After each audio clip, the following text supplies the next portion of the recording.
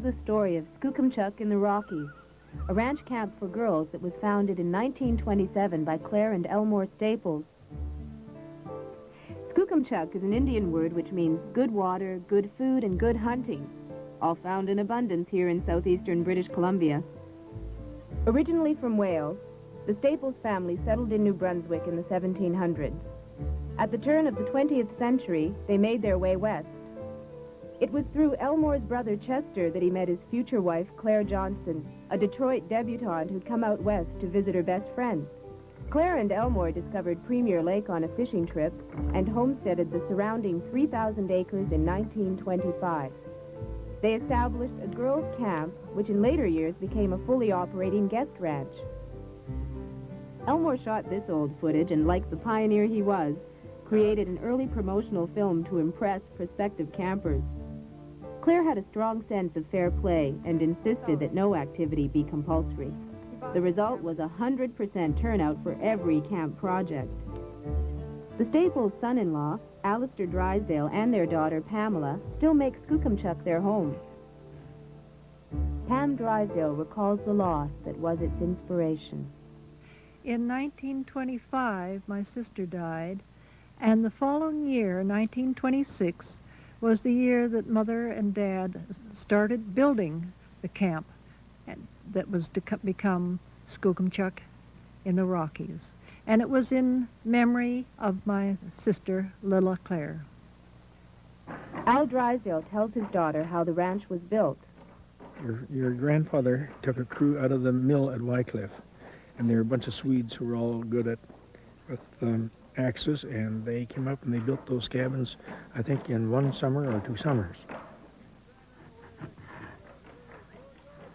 I remember Emil Pommier talking about bringing all the logs over from Skookumchuck and hauling them over here with an old Ford truck and a trailer, and he hauled all the logs over. They'd come up to Skookumchuck on the train, and then they would come over from Skookumchuck. Emil would haul the logs up here to the ranch.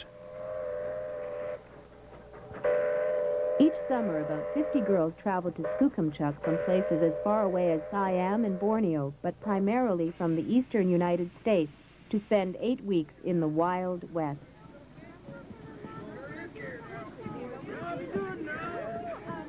Let me help you, miss. At the beginning of the summer, the girls were divided into 2 teams, the Skookums and the Chucks, and they competed all summer long.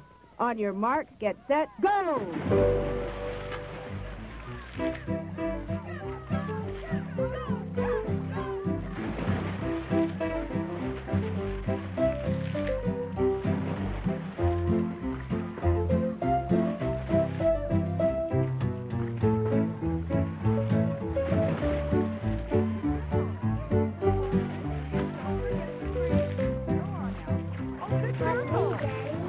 The youngest camp competitor was little Pamela Staples.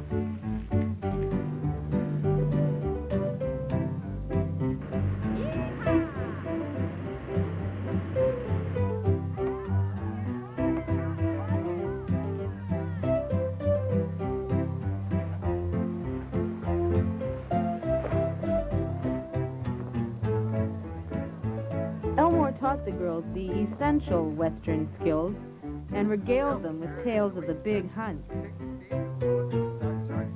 On rainy days, arts and crafts kept the girls busy. They took great pride in their handmade treasures of cloth, wood, leather, and silver. Of course, the big attraction was horseback riding. Each girl was given a horse for her exclusive use during the summer. Pam Drysdale remembers the camp's first riding instructor. Arthur Innocent was an Englishman and trained in the British Army. And he was here, I believe, just one summer. He taught the girls English riding. When I say English riding, it was a lot of them did have the flat saddles. And a lot of them, of course, had never been on a horse before. So they were taught all the just like any dressage school. Lee Soon was the head cook for 10 years. His day started at 4 in the morning when he'd start the day's baking. He cooked breakfast, lunch, and dinner for up to 80 guests and staff every day.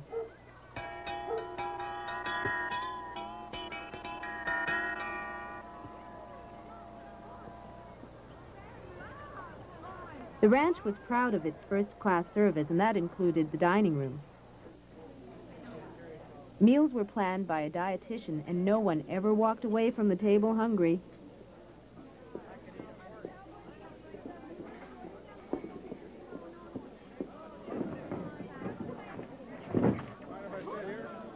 A sizable staff was needed to run the ranch. Besides the 8 waitresses and chambermaids, there was a head laundress and her helper, a resident physician, and as many as 12 counselors.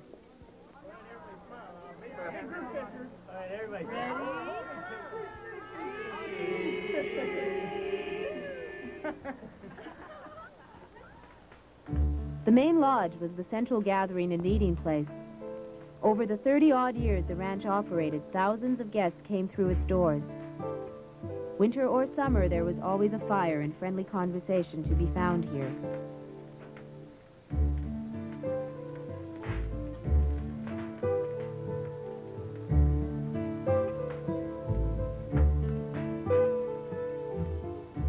The girls' sleeping quarters and most of the lodges were named after local wildlife. The ranch camp even had its own general store and post office, the Wanagan. News from home was always greeted with excitement. Whoop! Bad news? With much ado, the girls prepared for one of the featured adventures of every summer, the pack trip. 6 wranglers and a full-time blacksmith cared for the 80 to 100 horses.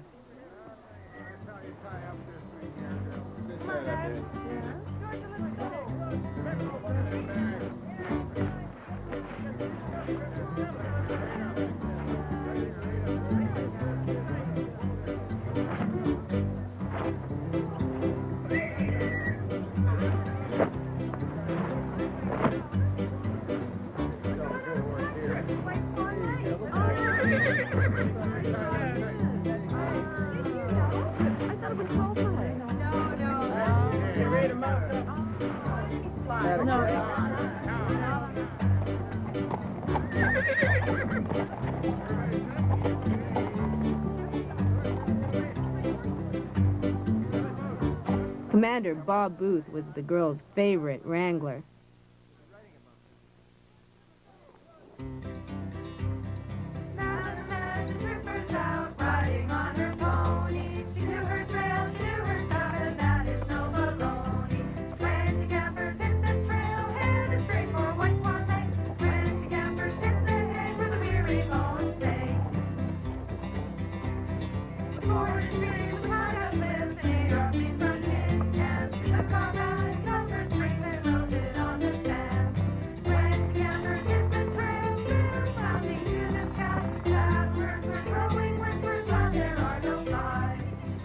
Staples led men into the bush to cut trails so the horses could get through.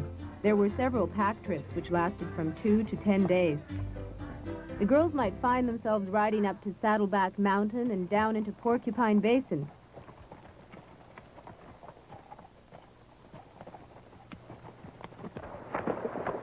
Fording Sheep Creek was always great fun. Wet gear was just another hazard on the trail.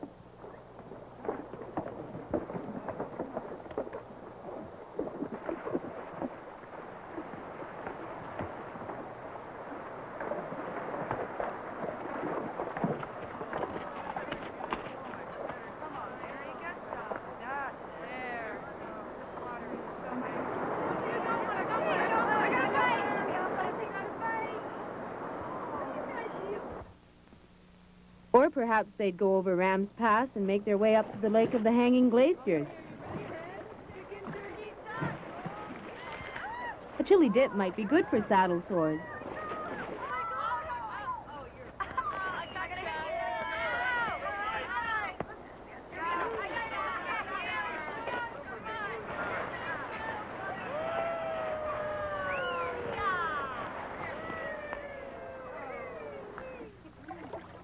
One of the major trips was to White Swan Lake, returning by way of Moose Lake and Fish Lake. Rainbow trout was the catch of the day.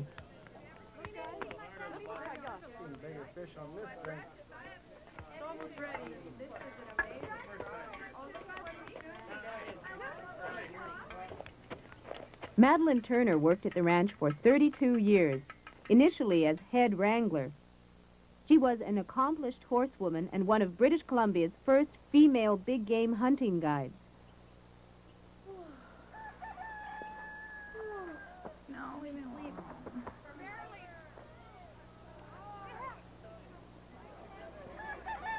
No, come on, let me sleep. Oh, come on. One more hour. Al Drysdale remembers another marvelous character known to the girls as the Hermit of White Swan Lake. Billy Stork ended up by being the caretaker at the Staples hunting lodges up at White Swan Lake. And at that time, there was another man up there who had lodges as well, and he got a man in there to look after his place. His name was Billy Hutchison from Canal Flats. Anyway, Billy Stork and Billy Hutchison developed a dislike for one another, and in so doing, they felt the area was too crowded, and so they, by way of entertainment, they started to shoot holes through each other's stovepipes. Well, anyway, one day, Billy Stork, when he was out looking around, he noticed no activity over around Billy Hutchison's place, and so he checked in and found Billy Hutchison was sick. So Billy Stork came over and cooked his meals and tended Billy Hutchison for a week or so until Billy Hutchison was well and back on his feet again, and then they went back to shooting holes in their chimneys again. Each summer there were auto trips that varied from single-day outings to 500-mile tours through the national parks. A favorite spot was up the Windermere Valley and through the Sinclair Canyon to Radium Hot Springs.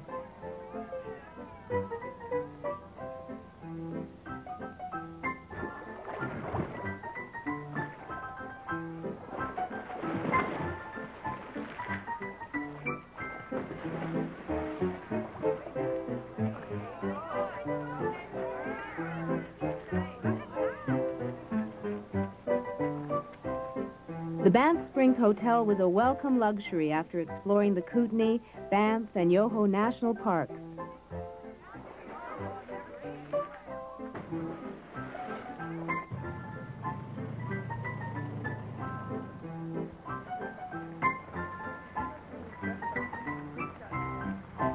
The campers brought one good dress so they could enjoy high tea and high style. A good thing, too.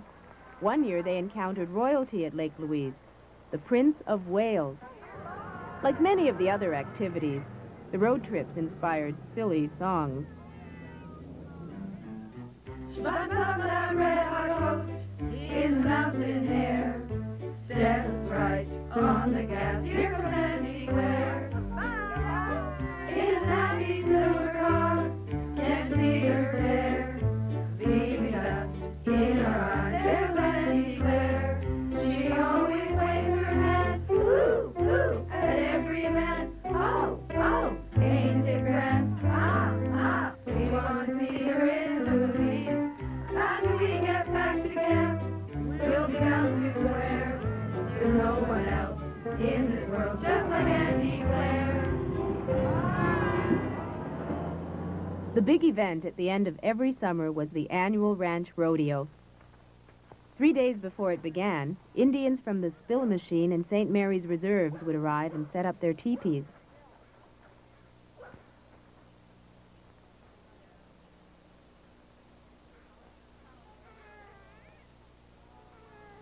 Pam Drysdale was only 4 years old when she first joined in the festivities. The evening of the rodeo, they put on a powwow. And we had a huge bonfire, and they did all their dances. And I remember, there's one thing I do remember. As soon as I heard the thumping of the drums, I was up with them and dancing around the fire.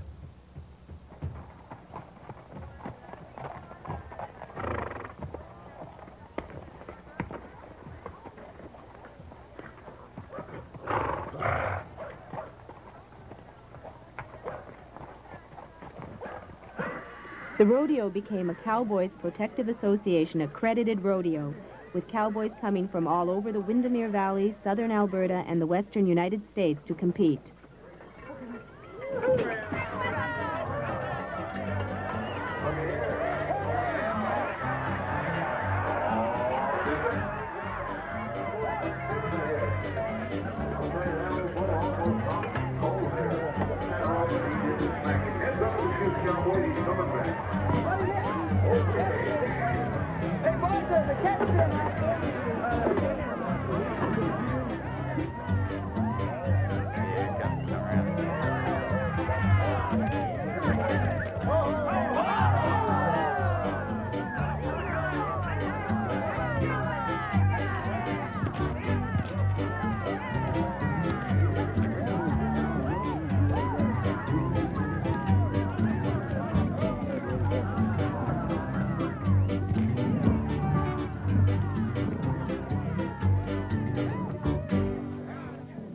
After 2 or 3 years, the girls' camp expanded to include boys, and later operated as a dude ranch for entire families for another 25 years.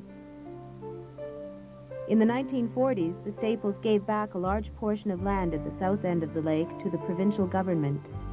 A park has been built so that everyone can enjoy this lakeside paradise.